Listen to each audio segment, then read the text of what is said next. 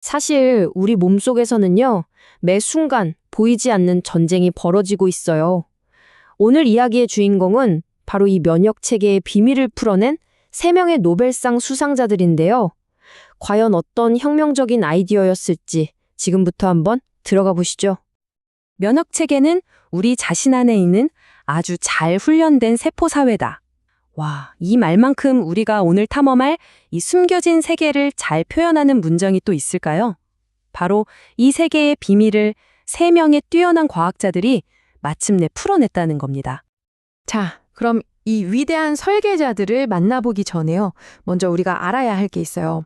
바로 그들이 마주했던 이 거대한 세계. 그러니까 우리 몸속 세포 사호의 규모.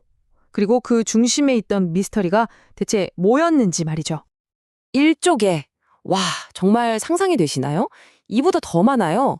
이 어마어마한 군단이 그냥 따로따로 노는 게 아니라 마치 하나의 유기체처럼 서로 소통하면서요. 우리가 평생 마주칠 수 있는 거의 모든 적에 맞춰서 수십억 종류의 무기를 만들어낸다는 거예요. 자, 이제 첫 번째 설계자를 만나볼 시간입니다.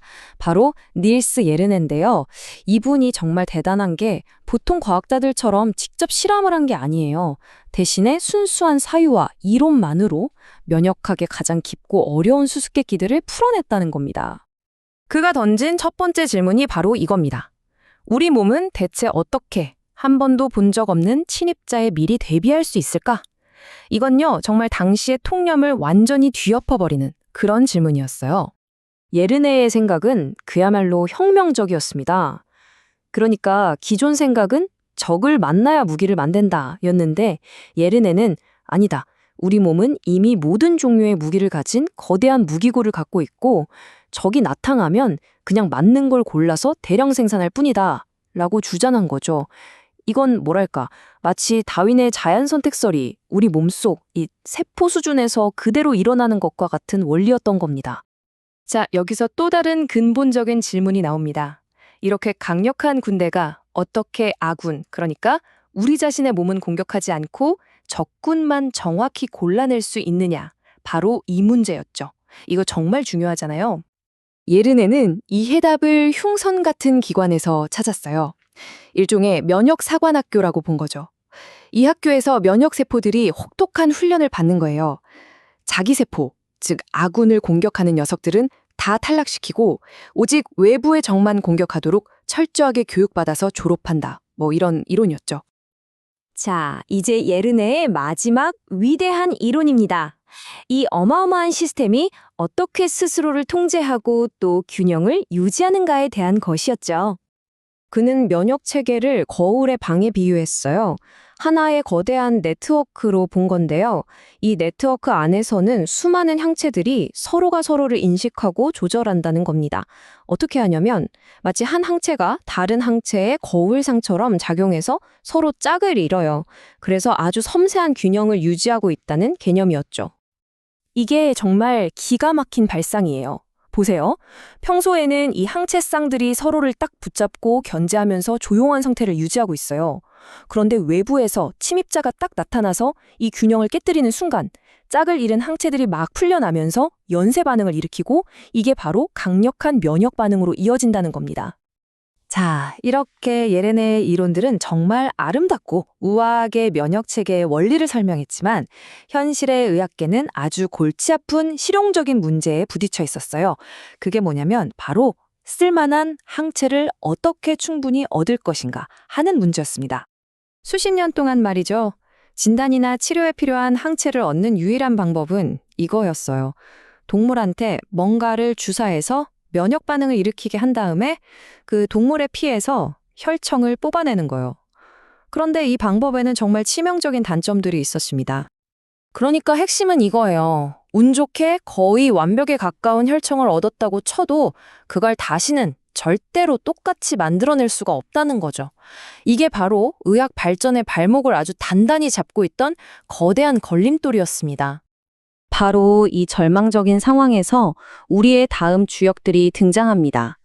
조르주 퀘러와 세사르 밀스타인.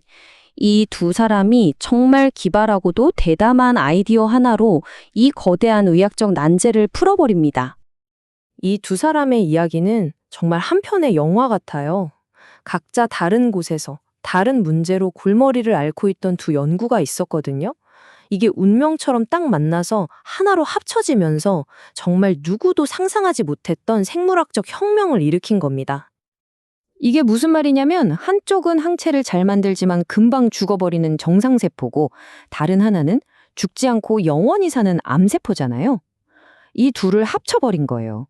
그러니까 본질적으로 종양세포의 사악한 특징, 즉 불멸성을 가져다가 인류를 위한 선한 목적, 즉 순수한 항체 생산에 써먹은 거죠. 정말 대단하지 않나요? 그 결과는요, 말 그대로 의학의 패러다임을 완전히 바꿔놓았습니다. 생산할 때마다 성분이 막 뒤죽박죽 섞여 나오는 불순물 덩어리에서 이제는 100% 순수하고 언제 만들어도 똑같은 품질의 항체를 그것도 무한정으로 생산할 수 있게 된 거예요. 그 파급력은 정말 즉각적이고 엄청났습니다. 당장 질병 진단의 정확도가 비교도 안 되게 높아졌고요. 이걸 이용해서 이전에는 상상도 못했던 완전히 새로운 방식의 치료법들을 개발할 길이 열린 겁니다. 그런데 여기서 더 놀라운 사실이 하나 있어요.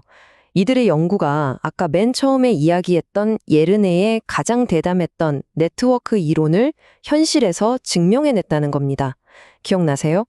바이러스 그 자체가 없어도 바이러스를 흉내내는 거울상 항체만으로도 완벽한 면역 반응, 그러니까 백신 효과를 유도할 수 있다는 거요. 이 황당하게 들렸던 이론이 이들의 기술 덕분에 현실이 된 겁니다. 결국 이 세 명의 설계자들은 우리 인류에게 세상을 바꿀 수 있는 정말 강력한 도구를 쥐어준 셈입니다. 한 사람의 순수한 이론에서 시작된 아이디어가 이제는 우리가 원하는 맞춤형 항체를 무한정 만들어내는 불멸의 공장으로 이어진 거죠. 자, 이 강력한 도구로 우리는 내일 어떤 질병을 정복하게 될까요? 어쩌면 그 가능성은 이제 막 열리기 시작한 건지도 모릅니다.